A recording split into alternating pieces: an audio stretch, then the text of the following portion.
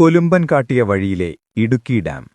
കാലം 1932. ഇടുക്കി ഇന്നത്തെപ്പോലെയല്ല. സൂര്യപ്രകാശം പോലും മണ്ണിൽ വീഴാത്തത്ര ഇടതൂർന്ന കൊടുംകാട്. ആനയും പുലിയും വിഹരിക്കുന്ന ആ കാടിന്റെ മുക്കും മൂലയും അറിയാവുന്ന ഒരാളുണ്ടായിരുന്നു. ചെമ്പൻ കൊലുമ്പൻ. ഊരാളി ഗോത്രത്തിലെ ആ കാരണവർക്ക് കാട് വെറുമൊരു സ്ഥലമായിരുന്നില്ല, അതൊരമ്മയായിരുന്നു. ആ കാട്ടിലൂടെയാണ് ഒരു ദിവസം നായാട്ടിനായി മലങ്കര എസ്റ്റേറ്റ് സൂപ്രണ്ടായ W.J. ജോൺ എന്ന സായിപ്പ് കടന്നുവരുന്നത്. ജോൺ സായിപ്പിന് വഴികാട്ടിയായി മുന്നിൽ നടന്നത് കൊലുമ്പനായിരുന്നു. കാട്ടിലെ അത്ഭുതങ്ങൾ ഓരോന്നായി സായിപ്പിന് കാണിച്ചു കൊടുക്കുന്നതിനിടയിൽ കൊലുമ്പൻ അദ്ദേഹത്തെ ഒരു പ്രത്യേക സ്ഥലത്തെത്തിച്ചു. കുറവൻ, കുറത്തി എന്നീ രണ്ട് കൂറ്റൻ മലകൾ. അവയ്ക്കിടയിലൂടെ അലറി വിളിച്ചൊഴുകുന്ന പെരിയാർ നദി.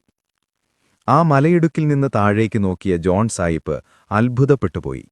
ഇത്രയും ഇടുങ്ങിയ എന്നാൽ ബലമേറിയ രണ്ട് പാറക്കെട്ടുകൾക്കിടയിൽ വെള്ളം തടഞ്ഞു നിർത്തിയാൽ അത് ലോകത്തിലെ തന്നെ വലിയൊരു അത്ഭുതമാകും എന്ന് ആ എഞ്ചിനീയറിംഗ് ബുദ്ധി തിരിച്ചറിഞ്ഞു. ഇവിടെ ഒരു അണക്കെട്ട് പണിതാൽ കേരളത്തിന്റെ ഭാവി തന്നെ മാറും. സായിപ്പിന്റെ ആ ചിന്തയ്ക്ക് വിത്തുപാകിയത് അദ്ദേഹത്തെ ആ മലയിടുക്കിലേക്ക് കൂട്ടിക്കൊണ്ടുപോയ കൊലുമ്പനായിരുന്നു.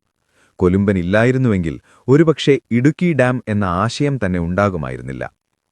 ജോൺ സായിപ്പ് റിപ്പോർട്ടുകൾ സമർപ്പിച്ചെങ്കിലും സ്വാതന്ത്ര്യലബ്ധിക്ക് ശേഷം വർഷങ്ങൾ ഒരുപാട് കഴിഞ്ഞാണ് ആ സ്വപ്നം യാഥാർത്ഥ്യത്തിലേക്കടുക്കുന്നത്.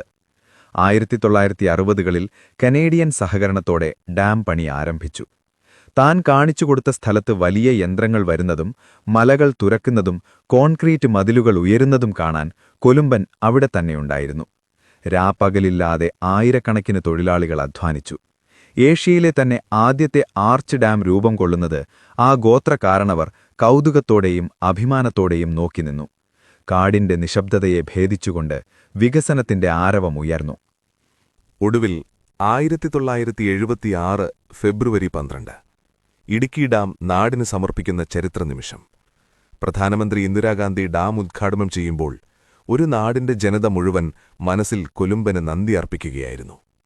വലിയ ബിരുദങ്ങളോ ശാസ്ത്രജ്ഞാനമോ ഇല്ലെങ്കിലും തന്റെ അനുഭവസമ്പത്തുകൊണ്ട് ഒരു നാടിനെ മുഴുവൻ പ്രകാശിപ്പിക്കാൻ കൊലുമ്പന് കഴിഞ്ഞു. ഇടുക്കിയുടെ ചരിത്രം എപ്പോഴെഴുതിയാലും അതിലെ ആദ്യത്തെ അധ്യായം ചെമ്പൻ കൊലുമ്പൻ എന്ന ആ മഹാത്മാവിന്റേതു മാത്രമായിരിക്കും.